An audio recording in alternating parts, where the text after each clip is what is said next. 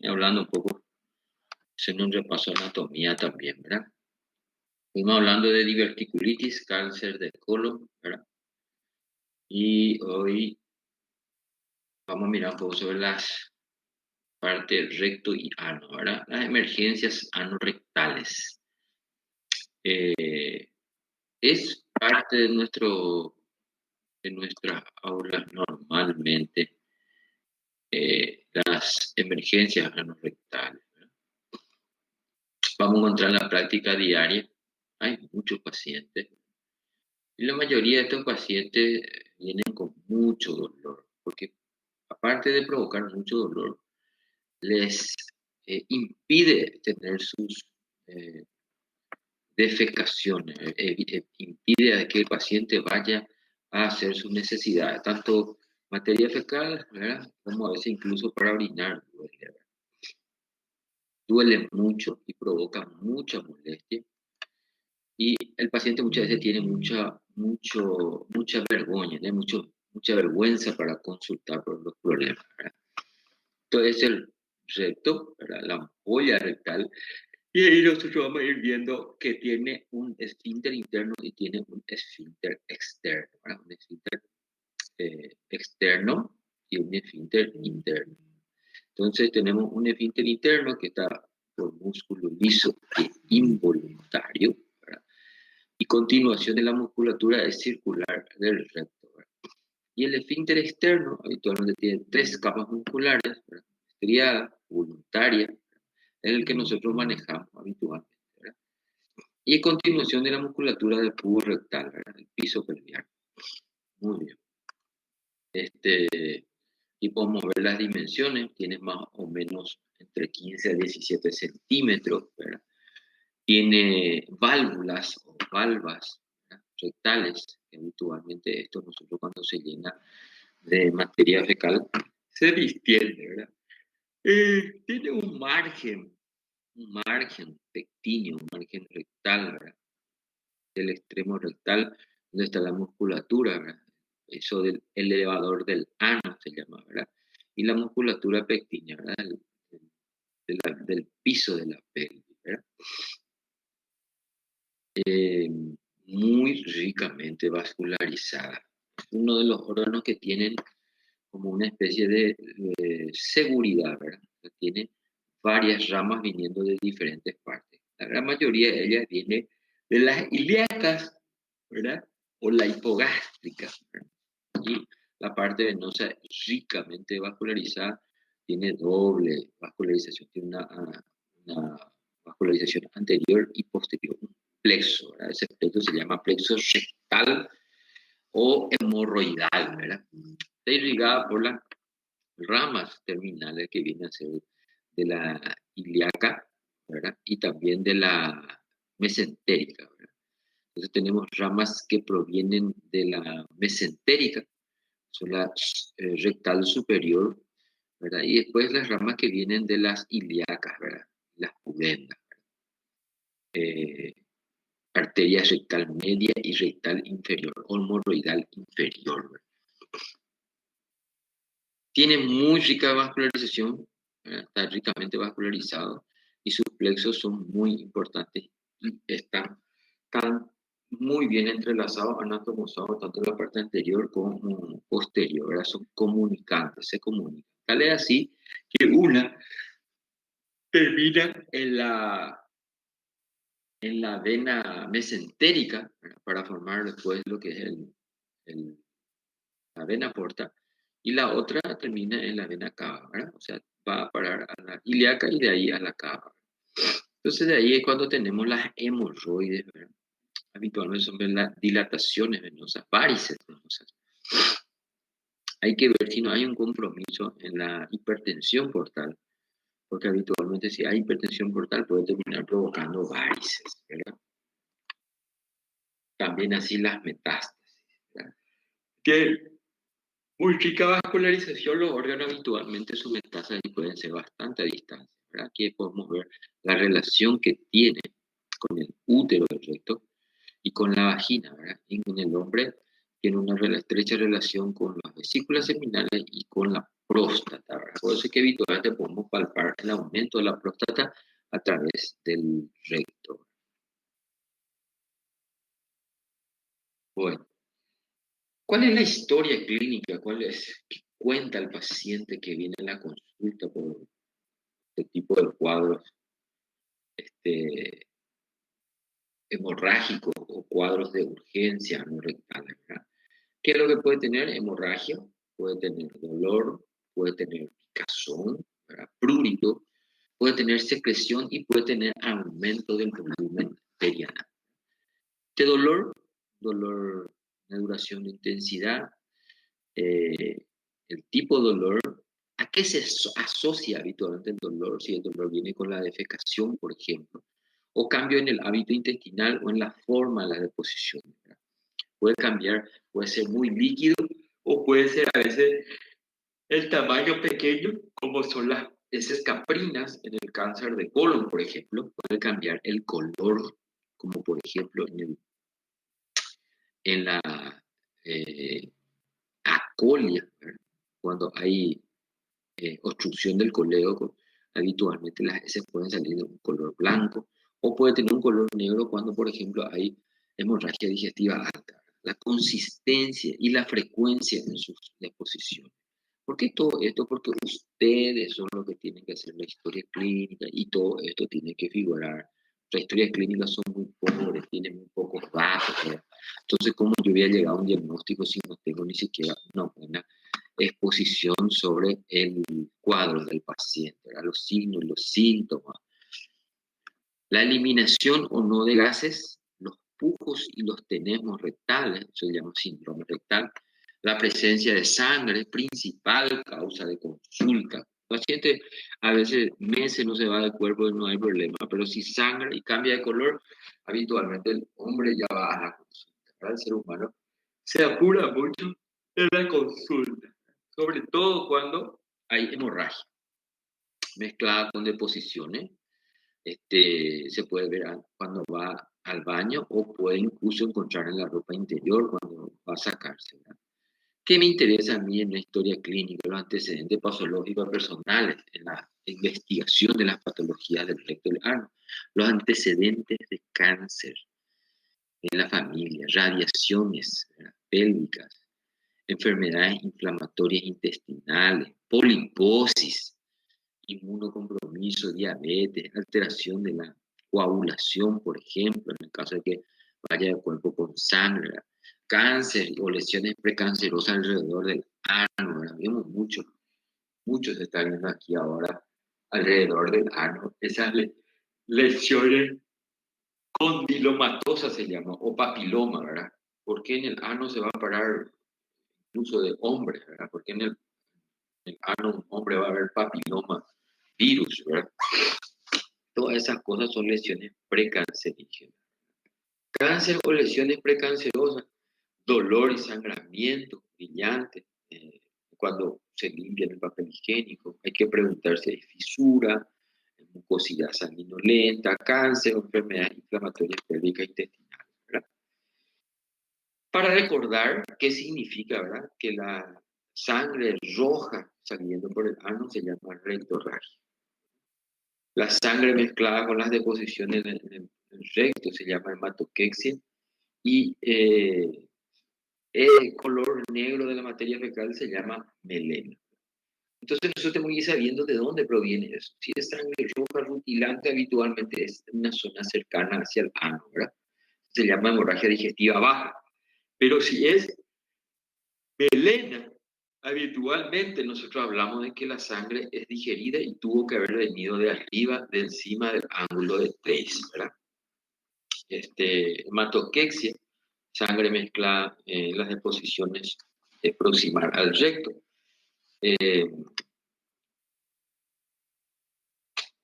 Proctalgia fuga, ¿verdad?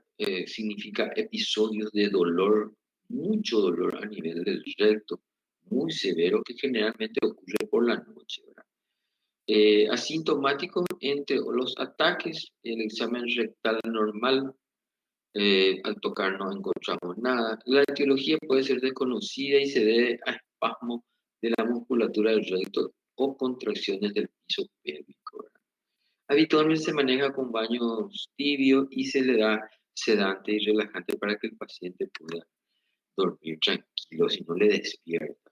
¿Cómo se hace el examen físico? Se pone al paciente en esta posición o en esta, genupectoral se llama esta, porque pones la rodilla y el pecho, ¿verdad? Procurar privacidad, comodidad para el paciente, de cúbito lateral o genupectoral. Idealmente utilizar sedación en pacientes con grandes abscesos o mucho dolor para hacer el examen adecuado, ¿verdad? Inspección, tacto rectal, la anoscopía para mirar mejor visualización del sitio de sangrado y el tamaño de la hemorroide y fisuras o masas, ¿verdad? Esta es la posición que adopta el paciente y ahí nosotros podemos evaluar bien, ¿verdad? O si no, no se puede evaluar bien. O si no, esta posición, que es ginecológica se llama, donde se levantan las piernas del paciente para poder evaluar. A la inspección podemos mirar alrededor del ano, se pueden ver lesiones que pueden cambiar de color, hace cambiar el color de esa zona, como blanquecino y o aparecen masas, ¿verdad? La palpación de masas para evaluar si está duro, si hay dolor, si fluctúa, por ejemplo, si está caliente, todo eso tenemos que evaluar. Si fluctúa, para saber si hay pus y hay que drenar. Lo ideal les recomiendo que si van a meter el dedo, por ahí pasar le visto a una estudiante de medicina de cuarto año, de otra facultad, ¿verdad? Se fue a evaluar a un paciente y había un conocido, un alumno nuestro, le dice que tiene que meter los dos dedos. Hay un problema en que cuando nosotros evaluamos al paciente, siempre tienen que acordarse del pudor del paciente. O sea, hay que tapar todo, ponerle una sábana encima, usar vaselina. Si hay dolor, no hay que tratar de esforzar meterla. En el caso de una hemorroide, por ejemplo, duele mucho. Entonces, si vas a evaluar a un paciente con hemorroide, primero hay que ponerle un gel que tiene anestesia, sí señor, gel de lidocaína. Entonces le pone ahí, se espera un minuto que haga efecto, entonces después se puede meter el dedo y se puede evaluar bien la próstata, cómo están las paredes, evaluar la integridad del piso pélvico, el contenido que hay adentro. ¿Qué hay adentro? Duro, blando, sangre, pus, melena, ¿qué es lo que hay adentro? ¿Verdad? Áreas de induración de la próstata, por ejemplo. Una vez evaluamos a una mujer, ¿verdad? Y hicimos, primero siempre se hace el tacto vaginal y después se hace el tacto rectal, ¿verdad? Una chica de 16 años más o menos, que tuvo relaciones con una persona mayor, claro, y tuvo relaciones a través del ano con esta pareja. ¿Qué sucedió? Hubo una ruptura de la pared del ano y comunicación con la vagina. Entonces vos metías el dedo por el ano y terminaba tocando el útero. Eso provocó una gran hemorragia del paciente. Entonces hay que tener mucho cuidado porque todo eso hay que anotar. La anoscopía es esto, se mete aquí a nivel del ano, se abre y se evalúa qué es lo que se encuentra. En este caso cáncer y aquí hemorroide, ¿verdad? Entonces la anoscopía es muy útil. Igual se hace en el caso de las mujeres se puede hacer anoscopía y se puede hacer colposcopía, ¿verdad? La colposcopía para ver dentro de la vagina, ¿verdad? Aquí, por ejemplo, las hemorroides, ¿verdad? Existen desde la existencia del hombre, personas como Napoleón tenían hemorroides, la patología rectal más frecuente, presente en el 4% de la población de los Estados Unidos, igual en ambos sexos, a medida como en la edad, entre los 45 a los 65 años. Aquí se puede ver el plexo hemorroidal, se llama esto. El plexo hemorroidal, hay una unión entre el plexo anterior y el plexo posterior, ¿verdad? Eso se dilata habitualmente cuando hay hipertensión y eso se llama hemorroide, ¿verdad? Hemorroides no son varices, en realidad son dilataciones de la mucosa donde están las venas, ¿verdad? sangrado directamente de la hemorroide e intergido arteriolar o de varices rectales, que son comunicantes vasculares entre la hemorroidal superior y la hemorroide inferior. La sangre habitualmente arterial generalmente, y otros síntomas pueden ser prurito, dolor, masa y descarga de la mucosa y edema.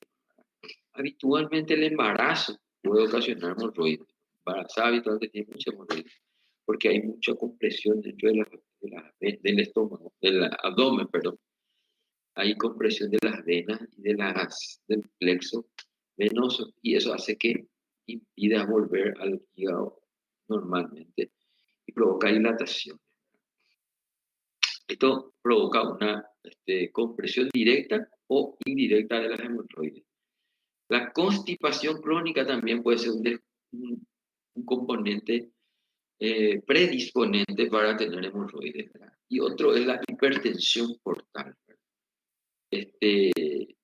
No aumenta la frecuencia de hemorroides, pero sí de varices de cerca del ano, del recto.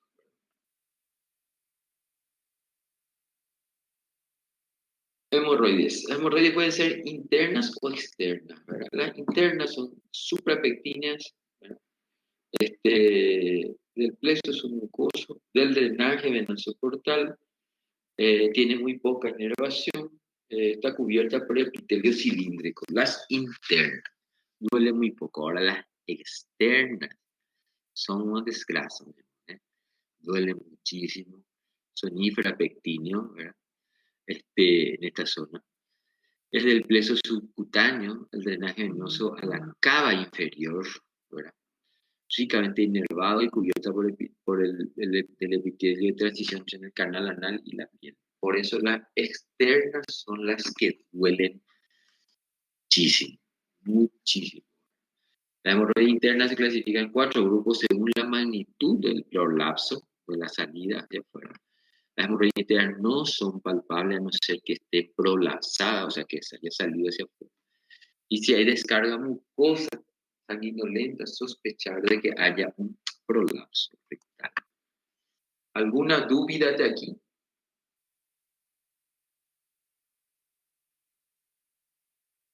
No. Bueno. Entonces, ¿cuáles son las hemorroides Van Dillman que provienen de una hipertensión portal? ¿Las internas o las externas?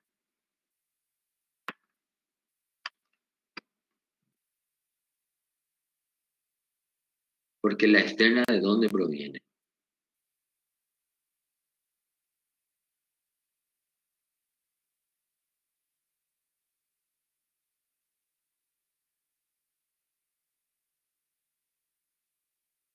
Y va a la vena cava.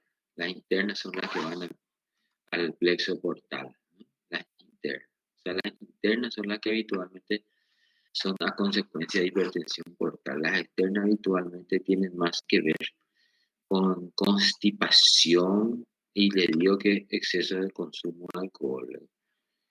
Si hay, a veces dividimos en 4 grados.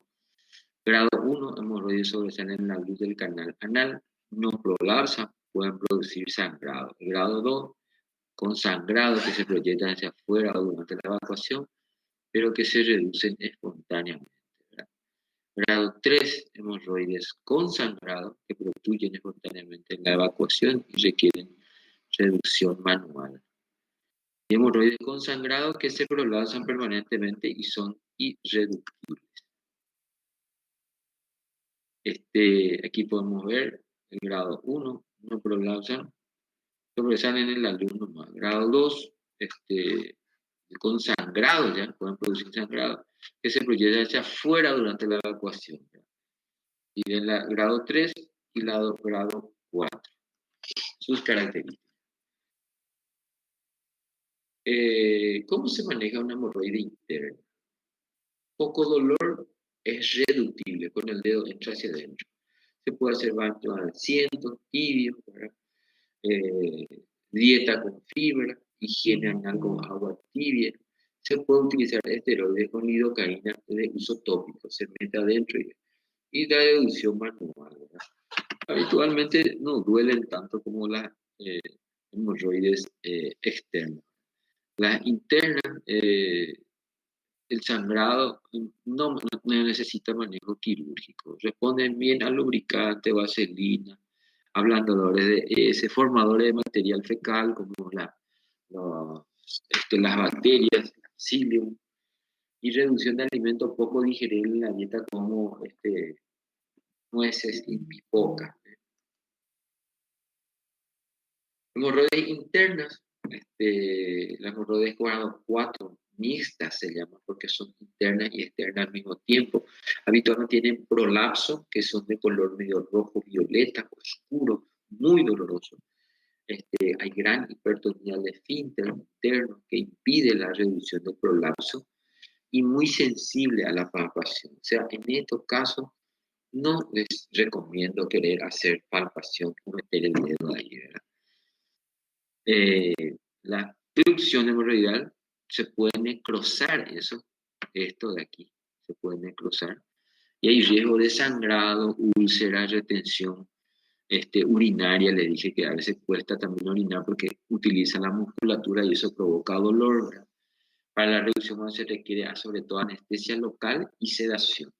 Tienen indicación de cirugía, hacer una hemorroidectomía de urgencia si está necrosado, ¿verdad?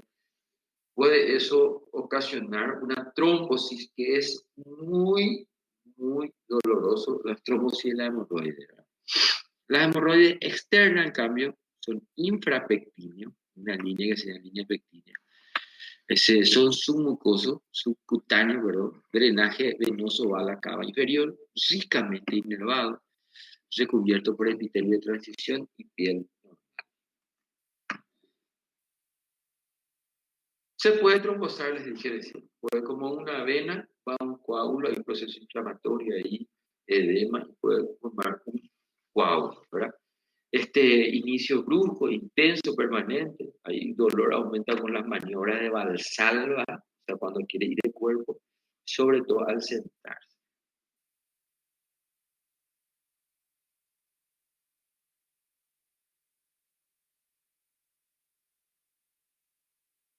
No hay relación entre el tamaño de la tumefacción y la intensidad del dolor. La trombosis se produce en crisis de estreñimiento, diarrea y también se asocia a esfuerzo físico exagerado, ¿verdad?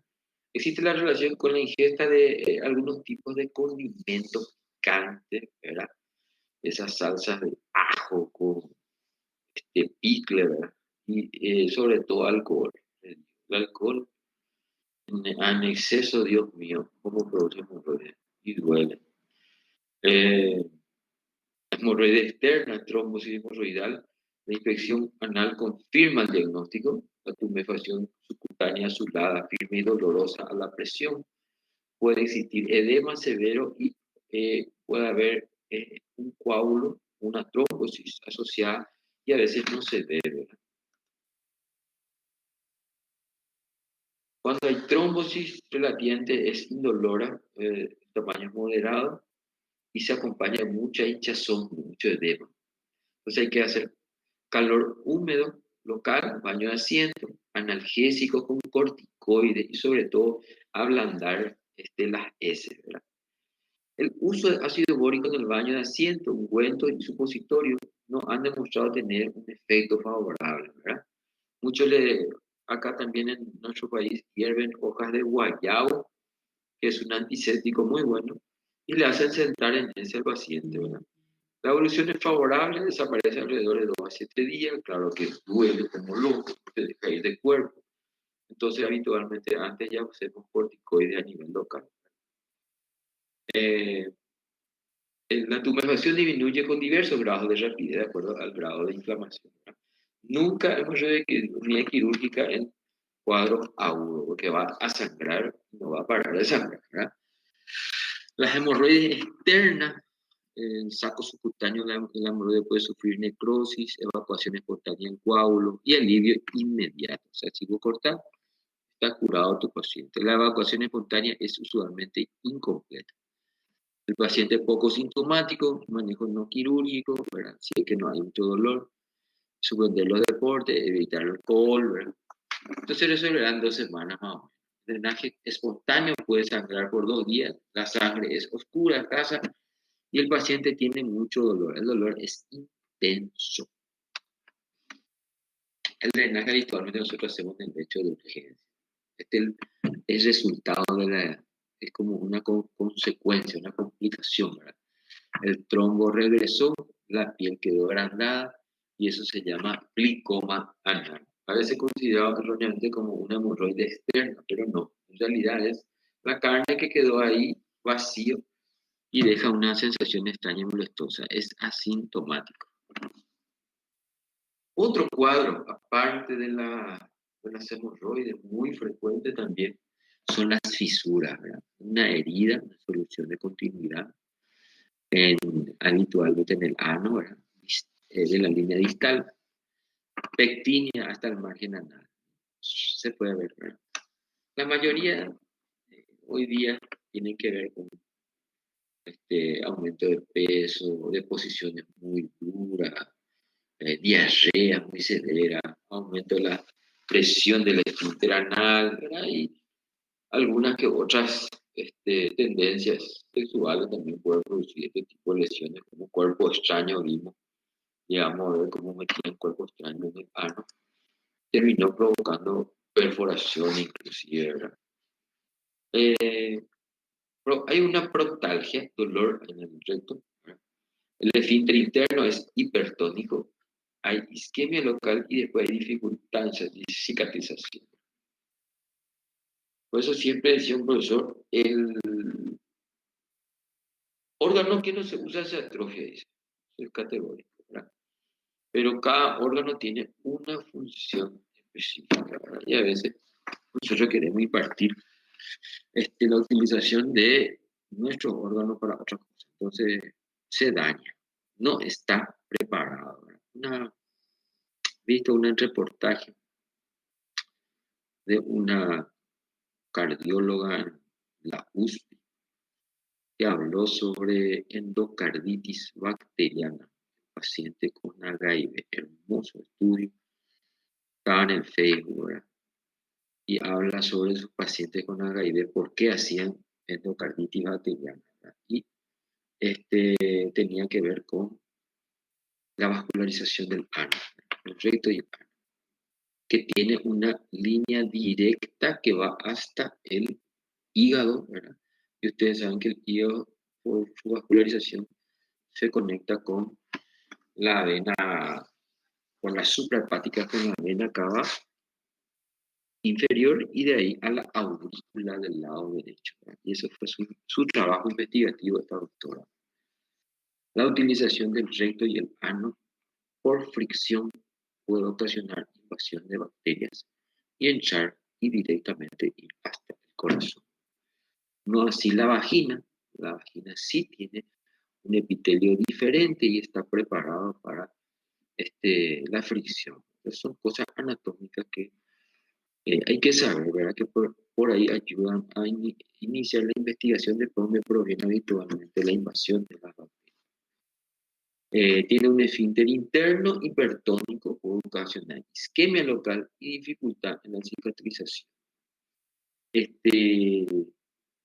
Traumatismos del canal por paso de las heces duras puede ocasionar la fisura, no hay relajación del esfínter y hay mucha dificultad en la defecación. ¿Alguna duda de aquí? Bueno, ahí vemos, se ubican en la línea media habitualmente, que es un punto de estructura más débil, 90% son posteriores y 10% son anteriores. Las fisuras laterales podemos encontrar la enfermedad de Crohn, tuberculosis, cáncer, sífilis, prurito anal crónico, linfogranuloma venéreo y HIV, SIDA, ¿verdad? AIDS, como le dicen ustedes. Fisura anal aguda, gran dolor rectal al oral al defecar, puede provocar lipotimia. Dolor no es proporcional al tamaño de la fisura. El dolor se inició súbito que persiste varias horas después de la defecación. Puede acompañarse de sangrado, a veces escaso, cuando uno se limpia con la folla y papel, puede ver el sangrado ahí, ¿verdad? Difícil visualización del dolor, tono del esfínter anal muy aumentado, idealmente observar con anoscopio, utilizar lidocaína y gel para examinar, siempre, porque eso puede provocar mucho dolor, y retracción lateral alrededor del ano para observar, ¿verdad? En la línea media, entonces, el 90% de ellos son posteriores. Línea media, posterior, ¿verdad? 10% son anteriores y 1% nomás pueden ser en los dos lados, ¿verdad? Más raro. La incidencia en ambos sexos es igual. En la mujer anterior, mayor incidencia entre los 30 a los 50 años. El diagnóstico es simple. Solamente, por eso cuando van a hacer tacto, siempre miren primero antes de meter el dedo, ¿verdad? Como le digo la Rosa, le digo a la estudiante, dos dedos metiendo. ¿Y quién te dijo? El interno, me dijo. Se hace con un solo dedo, ¿verdad? La vagina, otra cosa, la vagina sí se puede meter los dos dedos, ¿verdad? Pero en el recto, no. Eh, en ocasiones existe plicoma anal y bajo este se encuentra la fisura e hipertrofia papilar, ¿verdad? El tacto rectal y la anascopía están contraindicados en fisura anal por el dolor que puede producir. Tratamiento: calor húmedo, analgésico, vaselina para ablandar las deposiciones, que se puede hacer enemas evacuadores para que salga más blando, ¿verdad? Dolor al obrar, habitualmente a la raíz del cuerpo, temor de obrar, exquisitez, fisura y dolor, ¿verdad? Si a los 10 días no hay una respuesta adecuada a las fisuras, eh, hay que hacer la cirugía. ¿Qué ponemos? Si el tratamiento es médico, corticoide, crema con nitroglicerina, disminuye el tono del esfínter interno. Acuérdense, la nitroglicerina también en el esfínter esofágico, ¿verdad? Que también produce relajación y eso provoca erge, no sé si se acuerdan. Entonces acá la nitroglicerina también se puede utilizar para relajar, acá se utiliza para relajar, allá se contraindica para que no relaje, ¿verdad? Mejora el dolor y la contracción. Se puede usar Botox, inyectada en el esfínter interno. Desnervación química habitualmente dura 3 meses. ¿Alguna duda de aquí? Para pasar a otro, alguien que quiera, no tenga vergüenza de preguntar sobre fisura anal. Tienen que hacer como yo, si cuando tengo problemas siempre digo, un amigo está con ese problema. Está. Otro gran problema y muy frecuentemente, esta mañana he visto uno, son los abscesos anorrectales, ¿verdad? Los abscesos anorrectales se originan habitualmente en las criptas anales, ¿verdad? Que se traumatizan o se infectan de acuerdo a el caso, ¿verdad? Por los canales, el espacio interesfinteriano, espacios perirectales y abscesos, ¿verdad? Habitualmente hay en diferentes posiciones, en diferentes localizaciones, perdón. Hay posiciones, localizaciones superiores, ¿verdad? Se llaman sobre el elevador del ano, que es el músculo. Otros están entre el medio, esto se llama isquiorectales. Otros están mucho más abajo, que se llaman interesfinterianos, ¿verdad? Y otros se llaman supraelevadores del ano, ¿verdad? O perianales, alrededor del ano. Entonces tenemos varias posiciones. ¿Cuál es el más frecuente? Perianal, ¿verdad? Los perianales. Son muy molestosos. El paciente siente muchísimo dolor, le dificulta ir del cuerpo y provoca mucha fiebre y reacción inflamatoria local. Yo veo muchos, sobre todo en pacientes masculinos, entre más o menos los 30, 35 años más o menos. Puede verse antes, entre los 20 y 40, y habitualmente la relación hombre-mujer es 3 a 1, o sea, más hombre que mujer. Hay diferentes causas, ¿verdad? Como el cáncer, tuberculosis, cuerpos extraños, traumas rectales y haga y ve, haga y ve, sí señor. Zona de tumefacción con dolor local intenso, constante, progresivo, de carácter pulsátil, está como latiendo y late, tum, tum, tum. Se acentúa al toser, estornudar y ni se imagina el dolor si intenta ir de cuerpo. El pobre paciente viene pidiendo por favor para que se lo opere para ir de cuerpo porque no puede, está lleno de materia fecal dentro. En algunos pacientes se agrega calofrío, fiebre y cierta retención. Ni siquiera orinar puede el paciente, porque al hacer el esfuerzo para orinar ya le duele. En el tacto rectal encontramos hipotonía del esfínter porque está todo inflamado, palpación de una prominencia dolorosa en el canal anal.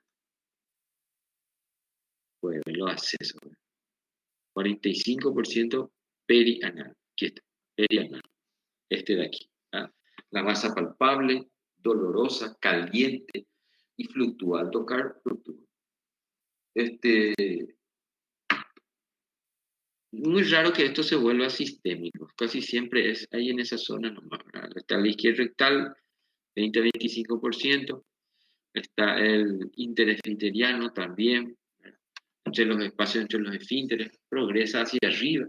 Puede ser una masa en el recto. Provoca mucho dolor más allá de la comunicación. A veces te duele en el abdomen, en el hipogastrio. Habitualmente con el tacto nomás no se llega a... Está el supraelevador por encima del elevador del ano. La fiebre, dolor. Habitualmente son posparto, la ubicación posterior. Y largo y comunicante se forma en cualquiera de estos espacios, menos en el perianal.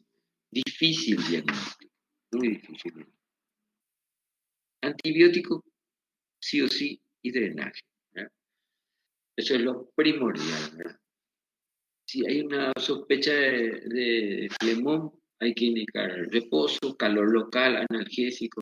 A un paciente hace un mes atrás le dije que vaya con antibiótico y ponga un poco de una compresa caliente sobre el, el recto. ¿Verdad? Y en una semana me vino con una feroz tumor de pus, ¿verdad? Tuve que abrir y drenar. 84% de todos los pacientes con HIV debutan con abscesos y fístula. Polio, polio. No es que sea. ¿Dónde vamos a hacer si querés drenar esto? ¿En el quirófano o en la urgencia? No. Yo le digo por nuestra urgencia que no se puede hacer porque siempre se necesita buena anestesia, instrumentales y eso no hay en nuestra urgencia. Alto riesgo de fistulización, ¿sí? Y bacteriana. La mayoría de las veces solo se logra ver una pequeña parte. El drenaje adecuado solo se puede garantizar en el quirófano, la mayoría de las veces. ¿Verdad? Es difícil manejar así por urgencia. ¿No? Sin factores de riesgo como diabetes, inmunosupresión, muy raro que aparezca, ¿verdad? Pero si es que tiene algún factor asociado, lo más probable es que haga. ¿Cómo se hace? Ahí se abre una X el acceso y se drena. Ubi pus, ubi evacuo. Vaciamiento del drenaje precoz porque duele mucho y mientras que no drenes, no va a terminar ni la fiebre ni tampoco el dolor. Se ve como drenó, drenamos uno la cosa lleno de pus, antibiótico, amoxicilsulfactam, o ciprometro, o cefometrogen, o ciproclina, por ejemplo, también, que en un momento le dije que puede ocasionar estos accesos fístula. ¿Qué es una fístula? Es la comunicación que va a haber entre el recto y la parte externa de la piel. ¿Qué quiere decir? Que si no se hace bien este drenaje a tiempo, una de las consecuencias es que haga una fístula, una comunicación. La comunicación va a drenar y una vez que vuelve de antibiótico en una semana, eso va a disminuir. Pero de acá a un mes, vuelta a salir otra vez, vuelta a formarse. ¿Por qué? Porque la materia fecal que viene por acá se mete aquí y se va directo debajo de la piel. ¿Me comprende lo que significa fístula perianal? Porque es muy, muy, muy frecuente. es una manifestación crónica de un absceso. Las fístulas, el 50% de los abscesos isquiorrectales se fistulizan. 50%, altísimo la tasa. 4 tipos: interesfinteriana, transesfinteriana, supraesfinteriana y extraesfinteriana. La interesfinteriana o interesfintérica es el 70%, ¿verdad? Entre los dos esfínteres, ¿verdad? Es lo que más sale. Es aquí, exactamente. Acá hay un esfínter y ahí hay otro, el interno y el externo. Entonces en el medio es el 70% de nuestra fístula. Vos le curas, le limpias todo acá, le llenas todo limpio y se va a la casa. En un mes, devuelto relleno de jugo acá. Entonces yo siempre ya le digo la primera vez, vos tenés que irte a hacerte ver por un coloprocto para hacerte una anoscopía, ver dónde está la fita y reparar por dentro. Se sutura eso, ¿no? Es lo que está haciendo acá.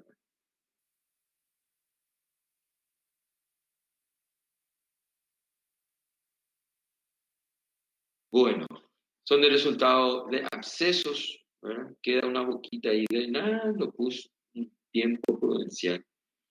Que drenado importante quirúrgicamente se ve también en Crohn, en radiaciones, clamidia, TBC, habitualmente sale pus por el ano o sangre, ¿verdad? El ano casi siempre está infectado, inflamado, y el tracto rectal, cordón o tracto fibroso, absceso parcialmente drenado.